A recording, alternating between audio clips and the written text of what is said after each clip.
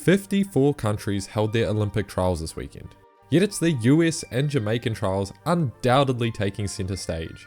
Notoriously, they're some of the most difficult teams to make. And holy smokes, they ain't fucking kidding.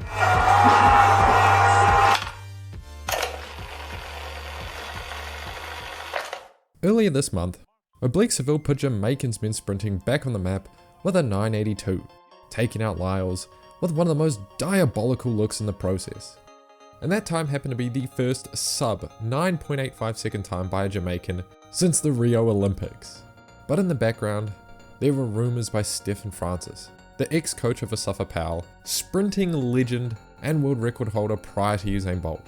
So as the rumours went, Kishane Thompson, a 985 sprinter himself, was ahead of Asafa Powell in his world record year. They are very, very similar, except that Kishane is ahead of where Asafa was at each stage. We have a far more sophisticated analytic setup, so which would allow him, I think, to be better. While a scary thought, he hasn't even debuted this season.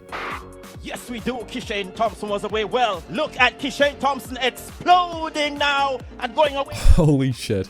982 in the heats, closing it down. His form looks like Asafa Powell's reincarnated.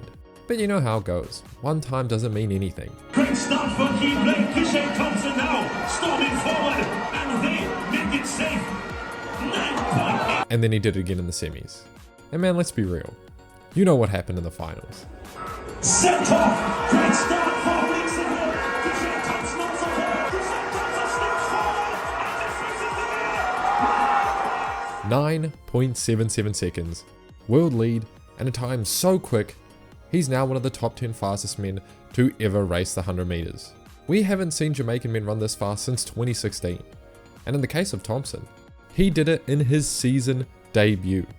This performance straight up gave me chills. He's smooth, relaxed, consistent across the rounds, while also shutting it down into a 977. This is a big hunch on my end, but if I could make a bet, Thompson may just be the next face of the 100 meter and the next runner to go sub 9.7. Grant Holloway is a monster. He's the second fastest 110 hurdler ever, and since 2019, he has taken every major short hurdle title but one, the 2021 Olympic title. But this season, he's clearly on a mission to not let that happen again.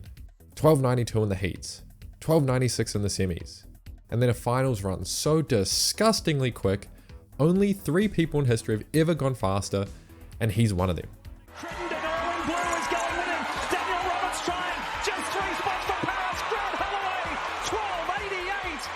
12.86 seconds. Sub 13 is a mark of greatness when it comes to the 110 hurdles. Less than 30 have ever done it, and he just did it 3 times in 2 days. Yet I'm going to be completely honest. I could easily be convinced he still might not win it. He always gets away within the first 60 to 70 meters, but again, in these finals, the pack gains on him with 30 to go, and they're close. Crittenden and Roberts also going sub 13 to some crazy times. Betting on Holloway is like gambling with 90% odds. It feels like 100% until it's actually your money on the line. Valarie Allman not only has the name of a superhero, but in the circle, she truly is one.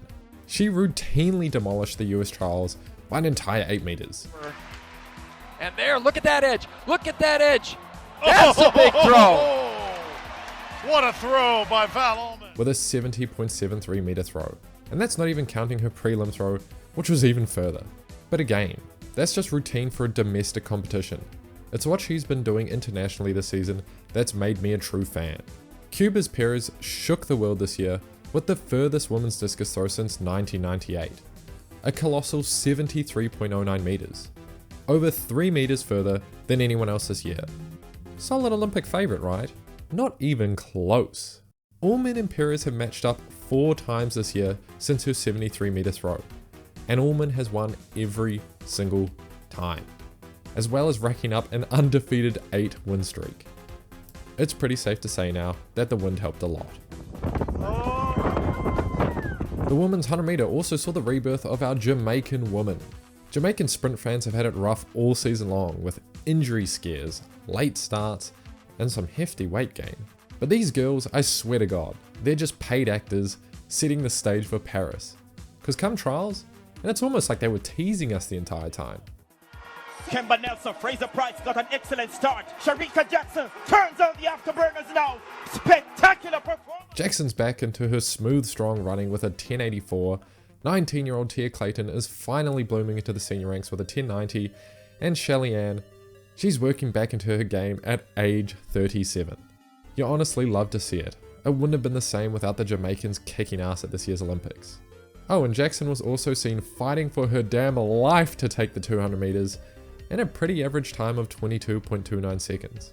To be fair, there was 6 races in about 3 days, but the fact her 100 meter is back, we shouldn't count her out of the 200 just because of this performance. And over in the US's women's 200, we saw the flaws in our stars, as Sha'Carri Richardson is denied a spot on the team. Final of the women's 200, Thomas in 8, Sha'Carri Richardson in 6, Mackenzie Long is going with them, Sha'Carri's making ground, Gabby Thomas has the lead, Gabby Thomas out in front, there's no Sha'Carri here. 21.81 seconds in the final for Gabby, although she did run faster in the semis. Brittany Brown and the NCAA goddess Mackenzie Long managed to hold on to Thomas for their spots as well, while the untouchable Sha'Carri Richardson fades. And these girls were ecstatic. You sometimes forget the immense pressure these girls are under, because yeah, they run fast early in the season, but they know if they mess up this one race, it's game over.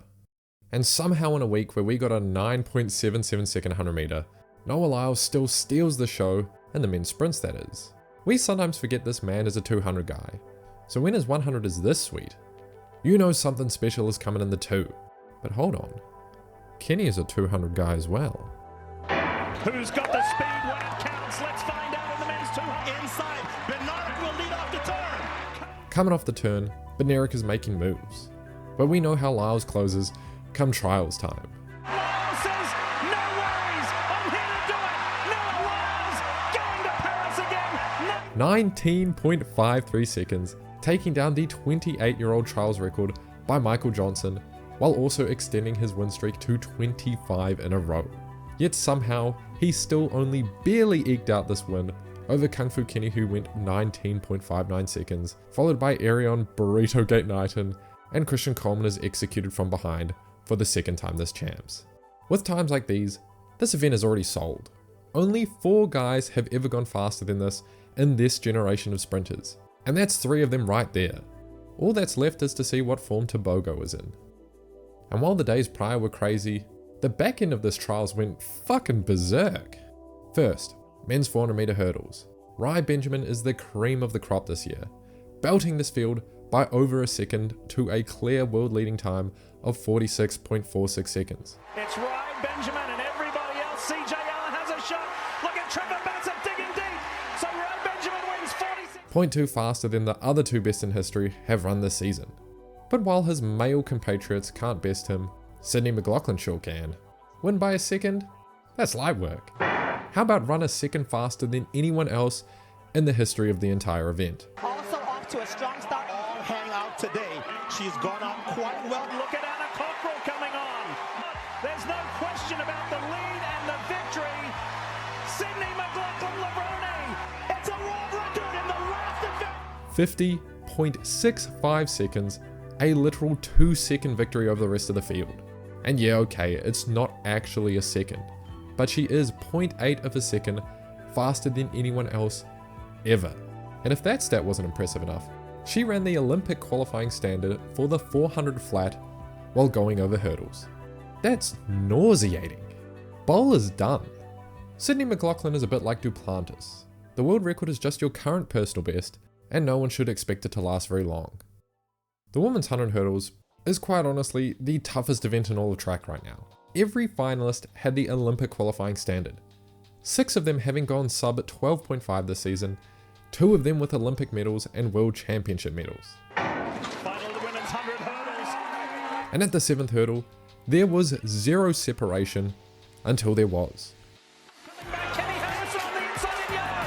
It's Masai Russel who wins the national championship. It would end up being a shakeout by the less experienced. Masai Russel taking a clear win in 12.25 seconds, a huge world leading mark by a 1/10 of a second, and making her now the 4th fastest in this event's history. That's just what it takes to win the US trials, it seems. and Alicia Johnson and NCAA's champion Grace Stark taking those next spots. I'm not sure anyone could have expected any outcome from this race. We're in a spot where there are 10 women, maybe even more, who could threaten this event's world record. What other event can you compare that to right now? And distance didn't disappoint either. Bryce Hoppel just asserted himself as a genuine medal threat at this year's Olympics in the 800, breaking the meeting record with a 1 minute 42.77 second time. But that's a medal threat on paper. We know how Team USA is with the 800. Wins the Olympic trials in a 1:42.77. While the women's 1500, taken out by Nikki Hiltz with the Nick Simmons kick from behind strategy, and Ellie St. Pierre yoinking her second Team USA spot, saw an astounding 8 women go sub 4 minutes. But what does that really mean? It means the women's 1500 meter depth in the US is equivalent to that of Ethiopia and deeper than Kenya, except the US gals did it in one race. Now to the wacky world of overseas trials. First, Sasha Zoya hits the emote key at the start of his race in the French 110 hurdle finals, putting himself in a beyond sticky situation where he goes from last to second to secure his Olympic spot. Barely. In the UK, Josh Kerr runs the 800 for a bit of fun, just to get absolutely destroyed trying to pass on the inside. Ingebrigtsen would be laughing right now. And while Kerr is flailing, a 17-year-old Phoebe Gill outkicks Gemma Reekie for a spot on Team UK in Paris. 1 minute 58.66 seconds, and not even her fastest time this year. She's an athlete I should have covered more, but I really can't because we keep getting top 5 performances of all time out of the bloody US. Speaking of young talents though, China. 2 teenagers take the sprint titles, Jinzhan He taking the men's 100 meter in 10.06 seconds, he's 17, and on the women's, 15-year-old Yuji Chen in 11.29 seconds. Generational talent out of China, or just Asian sprinters peaking early again, you never really know. Man, the track events really popped off this weekend, and the field events were able to keep it a bit more low-key since world records aren't required to make it onto Team USA. So sorry if I missed some good field stuff, but in exchange, here's probably one of the best hurdle races you'll ever see in your life. And it's Nolan, probably the best over the first of the barriers, as Matthew Behan leaves a wake of hurdles falling behind him. And Adam Nolan, the St. Lawrence O'Toole man, is going to feel the pressure of Juro O'Donnell on his shoulder now. Has the young man got enough to do it? No! He slips, he slides. Subscribe and see you next time.